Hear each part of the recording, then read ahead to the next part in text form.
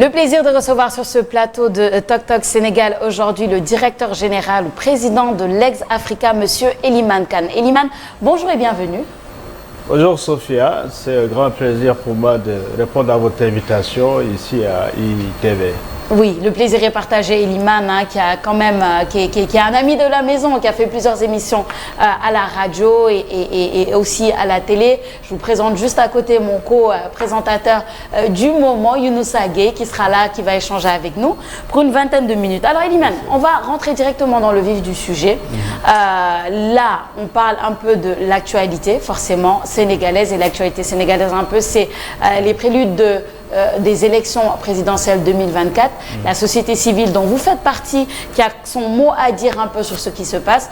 Donc on va peut-être commencer avec la déclaration du président, il y a de cela maintenant un peu plus d'une semaine, la déclaration de non-candidature pour les élections de 2024. Qu'est-ce qu'en pense la société civile et particulièrement l'Ex-Africa?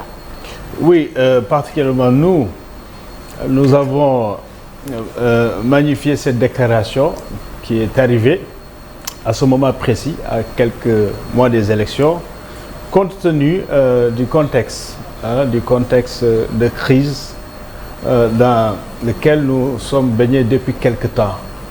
On avait besoin un peu d'un acte d'apaisement et je pense que le fait que le président de la République ait clarifié sa position de ne pas donc être candidat à l'élection présidentielle de 2024 est une bonne chose. Je l'ai qualifié de respiration pour le pays, mais également pour notre démocratie, bien que nous ayons toujours considéré qu'effectivement le président de la République, Macky Sall, n'avait pas droit à un troisième mandat. Donc il a respecté surtout sa parole, et donc c'était quelque chose de bienvenu, de très avenant pour le pays. Maintenant, ça implique aussi beaucoup d'autres choses, parce que énormément d'acteurs, et même généralement l'opinion, avait considéré que le président Macky Sall allait donc forcer un troisième mandat. Ouais. Donc cela veut dire quoi? Que nous allons vers des élections en 2024 inédites. Enfin, une élection présidentielle inédite. Parce que ça ne s'est jamais passé, une élection présidentielle, sans que le président sortant ne soit candidat. Et comme vous le savez également, ça a été surtout les dernières depuis l'alternance. C'était des élections sanctions d'un régime ou bien d'un président de la République que le peuple ne voulait plus avoir pour plusieurs raisons. Et donc cette fois-ci, on n'aura pas ce cas-là, ce qui veut dire que le jeu sera ouvert. Et maintenant, tout dépendra des combinaisons politiques qui se feront au sein des coalitions, mais également, ça donne beaucoup plus de chance aux candidats indépendants. Parce que, pourquoi? Même le concept de vote utile va être relativisé cette fois-ci, parce qu'il ne suffit pas de faire coûte que coûte pour éviter que quelqu'un soit élu, ou bien coûte que coûte pour que quelqu'un d'autre soit élu. Donc ce sera un jeu ouvert, et donc tout dépendra maintenant de la pertinence programmatique, et également du débat sur les personnes, les personnalités qui prétendent diriger ce pays, bon, qui seront toutes passer au crible pour qu'on puisse avoir finalement un vote libre et éclairé du peuple électoral sénégalais. Non, c'est intéressant et vous le dites tout de suite, vous l'avez dit tout de suite, on voit de plus en plus de candidatures libres, on voit de plus en plus de personnes qui se présentent. C'est comme si le jeu politique s'était ouvert après cette déclaration, n'est-ce pas Younoussa? Oui, j'ai bien aimé le mot qu'il a sorti tout à l'heure, c'est une grosse respiration. Parce que depuis pas mal de temps, le débat politique était concentré sur oui ou non le président de la République allait présidentielle. Oui, le débat est clair. Le président Macky Sall ne sera pas candidat. Maintenant, j'aimerais bien entendre notre ami sur vraiment la position ou le débat aujourd'hui, comment aujourd'hui la société civile s'est emparée, s'est saisie de cette question. Certains disent que la société civile n'avait qu'un seul sujet, une seule question à débattre, c'était non à une troisième candidature. Maintenant que cette question est et je voulais dire évacuer, quel est votre plan d'action? Non, mais je suis désolé de l'entendre parce que je crois qu'il y a beaucoup de confusion quand on parle de la société civile. Et voilà, pour dire que la société civile, nos candidatures, non, je suis désolé, la constitution sénégalaise, elle est protéiforme, elle est multiple. Il y a beaucoup de choses là-dedans. Il ne suffit pas seulement d'entendre Ce que nous entendons, ce que nous voyons souvent dans la presse, dans les télévisions, il y a d'ailleurs une plateforme créée par la société civile pour dire Diamaguène troisième mandat. Voilà. Et ça, on ne peut pas dissocier ça de la société civile. C'est pourquoi, en fait. Non, d'accord, mais ça, c'est une part de la société civile. Ouais. Mais Diamaguène troisième mandat, par contre, moi, j'étais parmi les initiateurs. Parfait. Mais après, je suis sorti de cela. Je vais vous dire ce qui s'est passé. Parce que Diamaguène troisième mandat, c'était Diamaguène, donc la paix, parce qu'on était dans un contexte où la paix est menacée dans ce pays, parce qu'il y avait beaucoup d'agitation autour de la candidature du président Macky Sall. Beaucoup de ses partisans avaient déjà déclaré sa candidature et la soutenaient. Il ne s'était pas prononcé clairement. Bon, vous avez vu comment il s'est prononcé, un peu de façon nuancée, ambiguë, etc. Mais quand donc certaines organisations se sont rencontrées sur cela, nous, notre posture a été, bon d'accord, nous concevons qu'effectivement le président Macky Sall n'a pas droit à un troisième mandat, parce que nous étions là, nous sommes témoins, nous savons quel est l'esprit et la lettre de cette constitution de 2001, parce que la réforme de 2016 n'a pas touché un nombre de mandats. Et donc, et en plus, lui, en tant que président, il l'a dit et répété. Le principal rédacteur de la constitution, Ismaël Madior Fall, l'a dit, répété. Et ensuite, il l'a écrit dans son livre, au cœur. Donc, ce que j'ai dit et ce qui a été fait au début, c'est que ce que nous pouvons faire, c'est comme il y a des agitations, et ça va vers l'opinion, nous pouvons au moins faire une lettre ouverte au président de la République pour lui rappeler sa parole et pour lui rappeler qu'il ne peut pas y avoir. C'était ça. Et donc ça devrait s'arrêter ça. Là, moi je me suis toujours dit que je ne participerai pas à une manifestation qui mobilise les Sénégalais parce que ça ne vaut pas la peine qu'une seule vie humaine soit perdue dans cette affaire. Et donc, quand comment on appelle, Diamaguène troisième mandat avait décidé maintenant d'aller voir les acteurs politiques. Vous êtes retiré? Ouais, absolument. Parce que je me suis dit que non, moi je ne m'allie pas à des acteurs politiques de l'opposition parce que c'est que nous n'avons pas les mêmes finalités, ni les mêmes intérêts.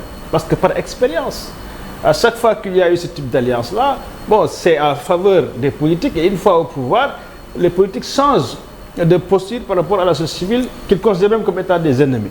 J'ai dit que donc il faut rester sur le principe de rappeler au président ce qu'il doit faire, ne pas le faire. Et ça, la finalité, c'est quoi? C'est pour la stabilité du pays. Mais on ne peut pas aller au-delà. Donc voilà un peu pour vous dire qu'il y a beaucoup d'acteurs de la société civile, entre guillemets, qui ne sont pas dans cette mouvance-là, qui n'ont même pas été dans Diamaguène troisième mandat, mais qui ne sont pas non plus dans d'autres, comme le F24 par exemple, où il y a une certaine société civile, c'est vrai, qui est là-bas, mais ce n'est pas tout le monde. Donc il faut quand même montrer cette diversité de postures dans la société civile. Est-ce que ceci, c'est la dernière relance, Sophia, si vous permettez, est-ce que ceci ne va pas jeter en discréditer carrément le travail extraordinaire de contrôle, de veille que doit jouer la société civile dans la police? Absolument pas. Ou alors je vais renchérir avec ça, peut-être montrer un manque d'homogénéité peut-être dans la société civile qu'il faut dire, parce que vous l'avez dit, vous avez pris une position, vous avez commencé quelque chose et quand ça n'allait pas avec vos principes, avec votre manière de voir ou alors avec ce que vous pensez qui serait le rôle de la société civile, vous êtes retiré. Donc la société civile n'est pas forcément homogène comme on aimerait le croire. Mais je l'ai dit tout à l'heure, c'est même, il y a beaucoup de choses dans la société civile. Et le problème dans ce pays, c'est que, et moi j'en discute avec les collègues, c'est-à-dire qu'il n'y a pas un statut pour la société civile. Juridiquement, la société civile est inexistante, mais c'est une réalité politique et sociale, parce qu'elle est constatée, elle intervient. À chaque fois qu'on fait quelque chose, il y a une place à la société civile. Et donc, voyez-vous, c'est ça un peu le problème. Donc, mais les organisations de la société civile, ou bien dites de la société civile, qui sont soit des associations, ou bien des ONG internationales, ou tout simplement des personnalités qui sont un peu des identités remarquables et qui ne sont ni dans la sphère de l'État et qui ne sont pas aussi dans des intérêts privés prononcés, etc. C'est ça en fait, si on peut avoir une définition simplifiée de la société civile. Mais donc il y a énormément de choses qui se font et qu'il faut avancer ce pays. Si on avait le temps, je peux vous dire tout ce qu'on a fait comme plaidoyer et qui est devenu des lois dans ce pays, des réformes qui ont été faites, sans parler des actions sociales. Aux concertations nationales. Lesquelles? Celle organisée par le chef de l'État dernièrement. Le dialogue? Les dernières Certaines organisations y ont participé. Il y a eu des mandataires, mais nous non. Nous n'avons pas, parce que nous n'avons pas été invités. Nous n'avons pas été invités, nous ne sommes pas partis. Mais nous avons participé à préparer la participation des délégués dits de la société civile. Même ça, c'est problématique. Comment on désigne qui représente la société civile? C'est un sérieux problème parce qu'il n'y a pas encore de mécanisme légitime. Apparemment frappé par le syndrome des politiciens. Difficile de se retrouver sur l'idéal. Mais je vais vous dire, un objectif. Je vais dire une chose pour dire comment la chose est complexe. Vous parlez des politiques. Déjà, ils sont nombreux. On dit plus de 300 partis. Mais combien d'associations avons-nous dans le pays? 32 000 associations. 600 et quelques mille ONG dans ce pays. Voyez-vous, même en termes de légitimité, ces politiciens qui occupent l'espace public ne sont pas les plus légitimes. Regardez toutes ces organisations qui représentent les citoyens, qui sont dans les quartiers, qui sont dans les villes, dans les communes, etc., partout, qui font des actions utiles, soit humanitaires, ou bien des actions de développement, qui accompagnent des jeunes, des femmes, etc., qui transforment des situations dans le pays, mais aussi qui sont dans la gouvernance, qui font évoluer les lois, etc., qui font la veille, voyez-vous, le contrôle citoyen. Il y a énormément de choses qui se font dans cet espace, mais malheureusement qui n'est pas visible parce que dans ce pays, tout est réduit au prisme de la politique et de la politique politicienne. Ça veut dire qui va être candidat, qui ne l'est pas, qui est à l'opposition, qu'est-ce qui se passe. C'est ça notre débat au quotidien. Alors que moi, je vous invite d'avoir un plateau dédié à ces initiatives citoyennes qui se font au quotidien dans ce pays, auxquelles participent des Sénégalais qui ont les compétences, qui ont l'expertise, etc., qui ont la légitimité historique, mais qui ne font pas de la politique. Voilà. Ouais, ce serait intéressant peut-être qu'on aura sur ce plateau plusieurs membres de la société civile pour qu'ils puissent parler. Et peut-être la dernière question, Elimane, parce qu'on est un peu pressé par le temps. Moi, je suis frappée justement par... Vous avez parlé de légitimité. Vous avez parlé de beaucoup de choses importantes. En termes de légitimité, justement, parce qu'aujourd'hui, qu'est-ce qui définit qui fait partie de la société civile et qui n'en fait partie? Une organisation, Younoussa et moi, on peut se lever aujourd'hui, créer notre organisation, dire qu'on travaille au nom de la société civile ou bien que, voilà, on se dit membre de la société civile pour après, ensuite, faire telle ou telle action qui ne correspond peut-être pas avec l'idéologie même de ce que doit être une société civile. Comment est-ce qu'on gère ça? Qu'on est à l'intérieur de cette mêlée-là, de ce melting pot de société civile ou encore, comme on l'a dit tout à l'heure, peut-être qu'il y a un certain manque d'homogénéité. Je suis d'accord avec vous. C'est pour ça que je disais tout à l'heure, je pense qu'on a besoin dans ce pays-là de statut qui définit clairement c'est quoi ces organisations de la société civile. Qu'est-ce qu'il faut, quels critères il faut remplir pour être considéré comme étant une organisation représentative de la société civile. Ça aiderait beaucoup. Parce que comme vous le dites, tout le monde a le droit de se lever par une initiative, d'organiser une association, etc. et puis de parler au nom de la société civile. Et c'est pour ça d'ailleurs qu'on dit que maintenant c'est compliqué parce qu'il y a une société civile pro-gouvernementale, des gens qui sont facilement nommés dans les institutions, parce qu'il y a plusieurs institutions où on a donné la place à la société civile. Vous en connaissez? Je ne vais pas citer de nom. Si vous en connaissez, vous n'avez qu'à faire de toutes les institutions pour voir qui sont là-bas. Merci de partager. Qui sont là-bas au nom de la société civile et comment ils sont arrivés là. Je pense que ça, vous êtes journaliste, vous pouvez faire ce travail-là. Il y a d'autres organisations civiles qu'on dit être pour opposition.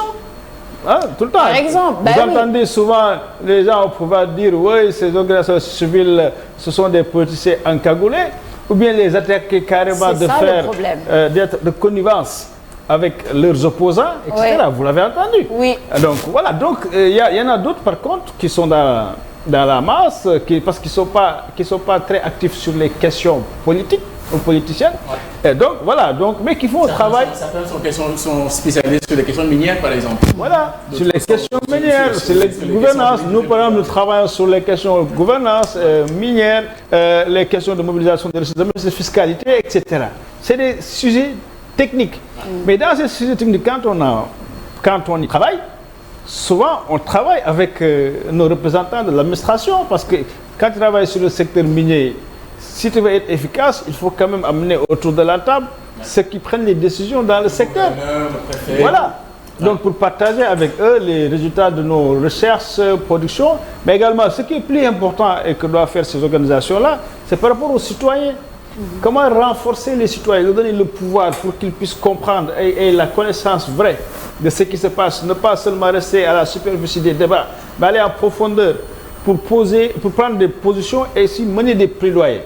C'est ça qui est plus important, je pense, et nous, tout ce que nous faisons, d'abord de la recherche, ensuite partager avec les citoyens, ensuite essayer de mettre autour de la table les citoyens et les décideurs et l'expertise qui est sortie tout simplement des travaux de recherche. C'est ce qui peut faire avancer un pays.